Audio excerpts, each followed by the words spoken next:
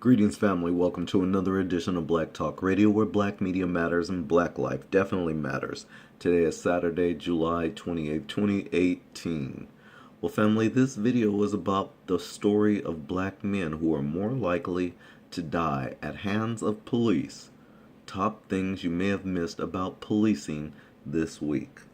So, here are the top things you may have missed about policing this week. If you're a black man, you are 3 times more likely to be killed by police than a white man, according to a recent study published in the American Journal of Public Health. The study looked at all male homicides reported in the last 6 years. 8% of them were police killings, and of the 6,300 total male homicides, nearly 1,800 of them were black men. What's more is that this issue is prevalent across the country.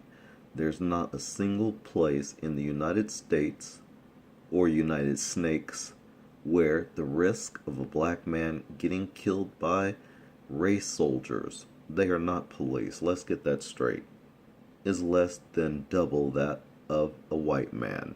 When you have a system that's set up based on race, you do not have a justice system. You have a racist system. So while white America constantly keeps parakeeting the fact that, oh, we have the best justice system in the world, no, you don't. It's not based on justice. So until you get a justice system that's based on righteousness and not on racialness, then we can talk. But I digress. Okay, family, so I know by now you've probably seen this one also, but this next story is of a video that shows an officer restraining a child after a Facebook video of a white police officer forcefully restraining a black boy went viral. The Georgia Police Department released the officer's body camera video to provide context in the midst of racial bias accusations. Well, first of all, before I continue, let me just state something for the record. Family, know that that's the only time that the police will release their body cam video footage, is if it shows them in clear view of being innocent. Because if you notice, all other times they never release the video footage until, say, 3-6 months later, maybe even a year later.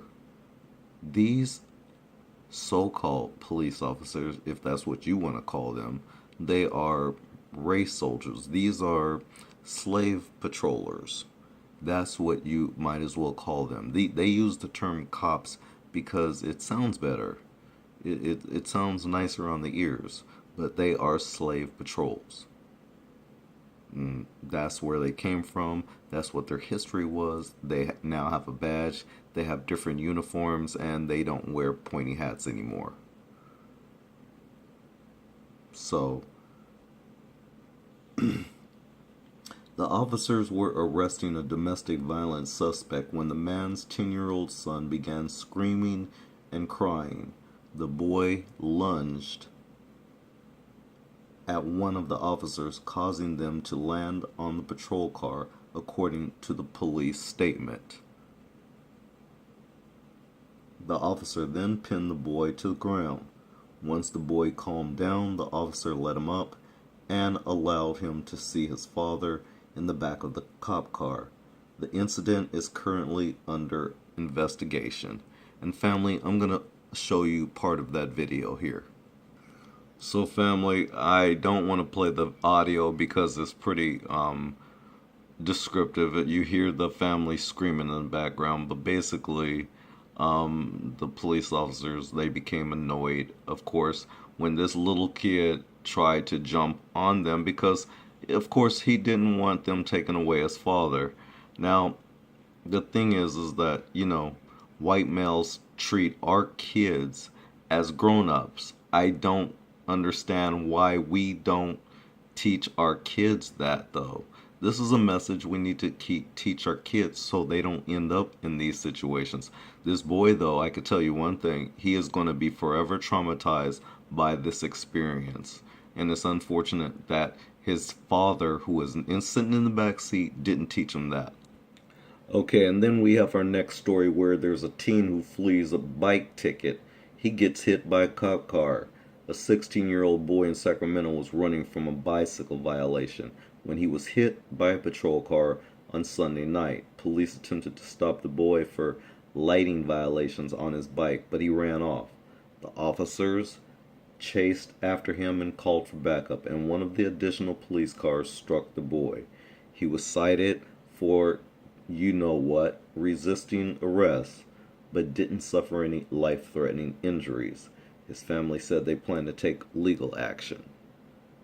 A woman claims she was also hit by the cop car during the collision, but police have not yet confirmed this second incident. And our last story here is a police officer was forced out for a racial slur. A Kentucky police department took disciplinary action after one of its officers called a black teen a wild animal that needs to be put down in a Facebook post. Former officer Brian Smith was investigated by the Louisville Police Department after an attorney complained that Smith's Facebook account displayed, quote, deep-seated bias against minority communities, unquote. Chief Stephen Conrad planned to fire Smith in January due to his Facebook posts, but ultimately decided to suspend him for 30 days without pay. Smith resigned from the department in April. Now family, before I end this video, let it be known that I believe I watched a video that was done by actually, I won't even say the name because I don't remember which one it was, CD Fury or Professor Blacktruth. I can't remember, but nonetheless, they talked about black people needing our own CIA, meaning that when things of this nature even, excuse me, when things of this nature happen where police officers are fired from a police department and we have their full disclosed name, it's up to us to follow these people and make sure that they don't get rehired in another police department somewhere else just to wreak havoc and ultimately kill another black person. So with that said, I hope we get it together and learn from our mistakes, because that's the only thing we can do. Family, we don't have time to be playing around. Thanks a lot for watching. This is Guru at Black Talk Radio, where black media matters. And you know, black life certainly matters.